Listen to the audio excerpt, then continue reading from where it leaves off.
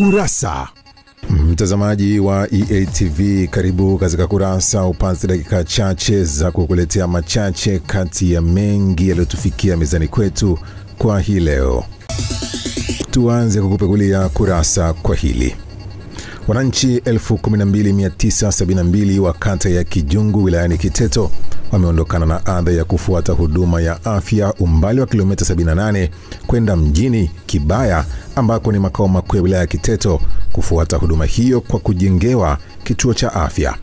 EATV tumezungumza na baadhi ya wananchi wa kijiji cha Kijungu na kusema wengi wao walipoteza maisha, hasa kina mama na watoto, kwa kukosa huduma ya afya, huku wakilazimika kutumia gharama kubwa kukodi gari ya kupeleka wajawazito hospitalini. Mwanzoni hali ilikuwa mbaya.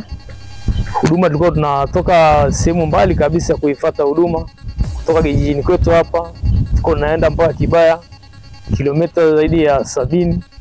Halikuwa ngumu kwa sababu kuna siku nimeenda hospitali pale. Yaani kabla daktari alikuwa sisi ni wawili. Sasa yani kabla yote ule mgongo amefia pale mlangoni. Mfano kituo cha afya imepata milioni 900 na zaidi. Wengine walikuwa wakijifungulia njiani. Hatimaye watoto walikuwa wakipoteza maisha, lakini wamama wajawazito walikuwa wakipoteza maisha. Pamoja na ujenzi mkubwa uliofanyika wa kituo cha afya, tunamwomba Mama Samia atuletee madokta na manesi wa kutosha. Atuongezee madokta, wapo lakini atuongezee madokta na manesi. Tuendelee na kurasa. Barabara ya Barakuda katika wilaya ya Ilala mkoani Dar es Salaam bado ni kilio kwa wananchi wa eneo hilo kutokana na kutokamilika kwa ahadi zilizowekwa na viongozi juu ya kukarabati barabara hiyo kwa miaka mingi sasa hadi kufikia hivi leo. Wakizungumza na Kurasa, baadhi ya wakazi wa eneo hilo wamesema watumiaji wengi wa barabara hiyo wamesubiri kutatuliwa changamoto yao na viongozi kadhaa walionyesha nia yao kuiboresha barabara na wasifanye hivyo, huku wakiomba serikali kuiona barabara yao ili ikarabatiwe. Sawa, jamani, sio tutengenezee barabara. Hataki mambo mengine, sio nataka ni barabara tu.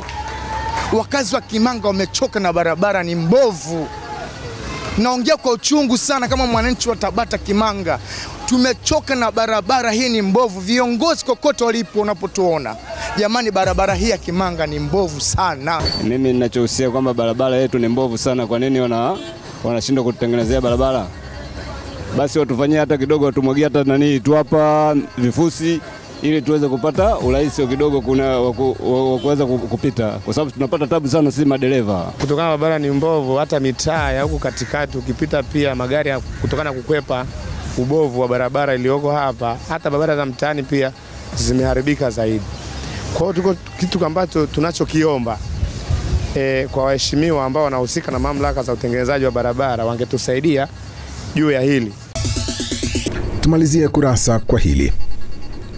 Zaidi ya wananchi 2,000 wa vijiji vitano kata ya Nzihi halmashauri ya wilaya ya Iringa wamenufaika na mradi mkubwa wa maji safi na salama uliogharimu zaidi ya shilingi milioni 200, mradi ambao umepunguzia adha ya kutembea umbali mrefu kutafuta huduma hiyo muhimu.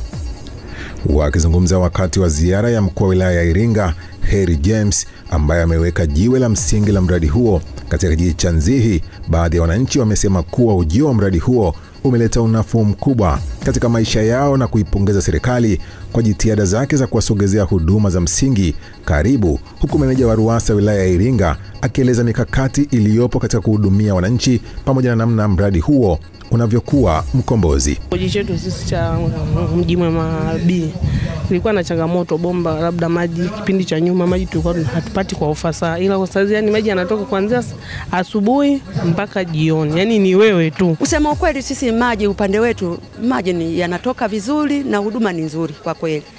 Kwa sababu maji kila siku yanatoka. Hakuna siku ambayo hayatoki. Kama hayatoki basi changamoto zimetokea huko intake. Kwa hiyo mpaka sasa hivi mradi umeanza kutoa huduma kwa majaribio na kazi zilizobaki ni kumalizia tu shughuli ndogo ambazo zimebaki, ila huduma imeshaanza kutoka. Nikushukuru sana meneja wetu wa mradi wa maji ambaye kabla ya kufika hapa umetupeleka kwenda kuweka jiwe la msingi kwenye mradi wa maji. Mradi ambao unakwenda kutatua changamoto kubwa ya maji, lakini ameeleza hatua zitakazofuata baada ya pale ili kutoa hakikisho la maji kwenye maeneo yote ambayo yana changamoto kwa sasa. Tumekufungulia na kufungia kurasa kwa hayo machache kati ya mengi yaliyotufikia mezani kwetu kwa hii leo. Tafadhali usikose kuangalia Kurasa.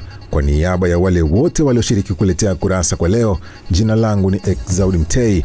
Endelea kufuatilia vipindi boma na makini kutoka hapa EATV.